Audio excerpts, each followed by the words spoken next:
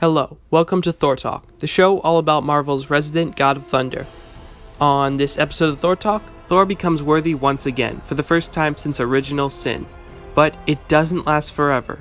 Let's take a look on Thor Talk. I am Thor the Thunderer, son of Odin, prince of Asgard, and this world is under my protection.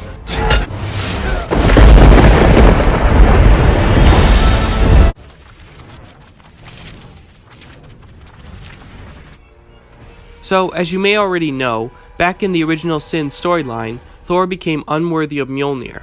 What you may not know is that he became worthy once again back in 2015.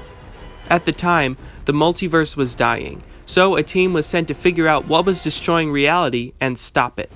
Along with a few other powerful beings, Thor and Hyperion are on that team. Hyperion is a Superman-like being from another universe, whose Earth was destroyed. He then found himself in the Marvel Earth. Thor saw him as a kind of kindred spirit, a fellow god who knows what it's like to lose, and he befriends him. Originally, Hyperion was less than willing to be friends, criticizing Thor for drinking, but eventually the two became incredibly close, even calling each other brother. Together they did mighty deeds, like defeating a team of evil Avengers from another universe.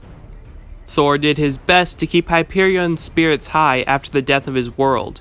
Now Hyperion tries to do the same for Thor, as he has become unworthy, telling Thor that they both have suffered and lost, but now, as they head into the breach, together they will rise. Before they embark, Thor is warned that they will be sent thousands of universes away, that they will not come back, that they will die.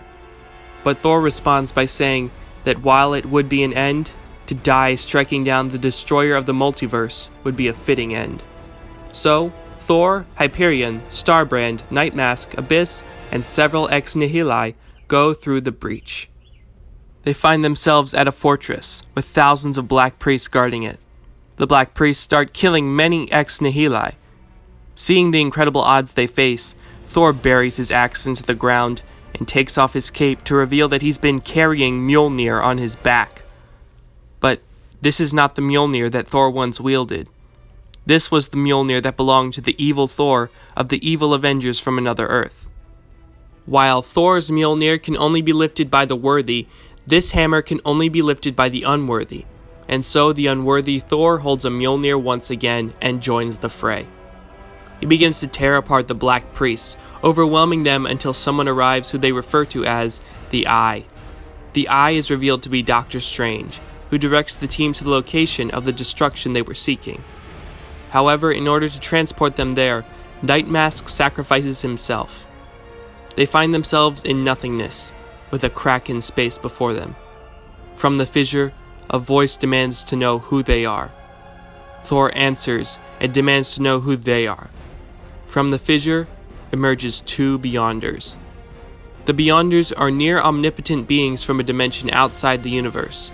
They are behind the destruction of the multiverse. Thor demands that they stop, but they refuse, so Thor throws his hammer at one. Its head is demolished, but it quickly reforms and blasts Thor. Abyss and all the ex nihili then sacrifice themselves to kill one of the Beyonders by turning it into a tree. Thor lunges at the last Beyonder, but it tears off his arm and throws him aside, causing him to drop his hammer. It then stabs Starbrand through the chest. After making sure that Thor is okay, Hyperion unleashes his atomic vision, but the Beyonder gouges his eyes out.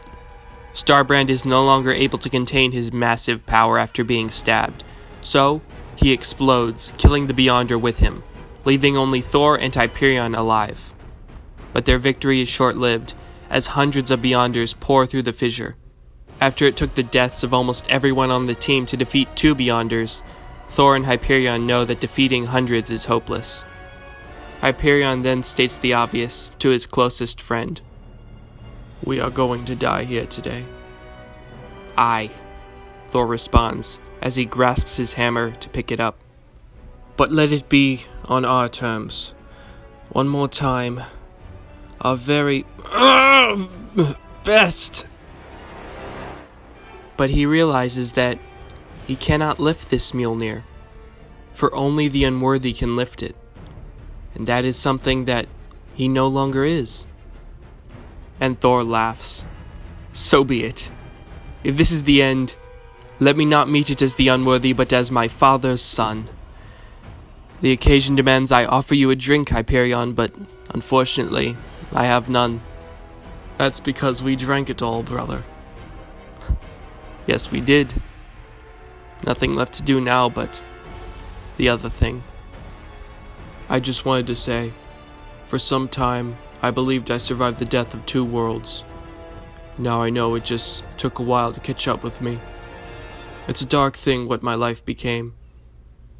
You have made it better, Odinson. Will you wait for me in Valhalla? Brother, this day I will race you there.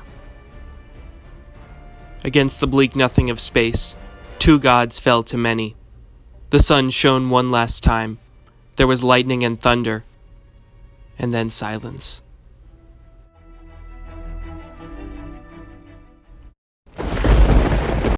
And that is the story of how Thor became worthy once again. Unfortunately, that didn't stick, as the multiverse was restored and the events leading up to it were completely forgotten. However, this gave writer Jonathan Hickman the chance to give Thor a worthwhile moment without stepping on Jason Aaron's toes. Hickman is one of the best Thor writers of the decade, as he truly respects the character. Hickman also invented the Thor-Hyperion relationship, and the world is better for it. The 2 brothers in arms facing their end together was truly fantastic, as was Thor becoming worthy once again. Let's see if Jason Aaron can pull off a worthy again storyline anywhere close to this. Well, that's all for this episode of Thor Talk. If you want to keep up with and support Thor Talk, simply subscribe. You can also follow Thor Talk on Instagram @Thor Talk. Once again, I'd like to formally state that all art and video is owned by its respective companies, and I own none of it. With that said, see you next time on Thor Talk, where... Behold in breathless wonder.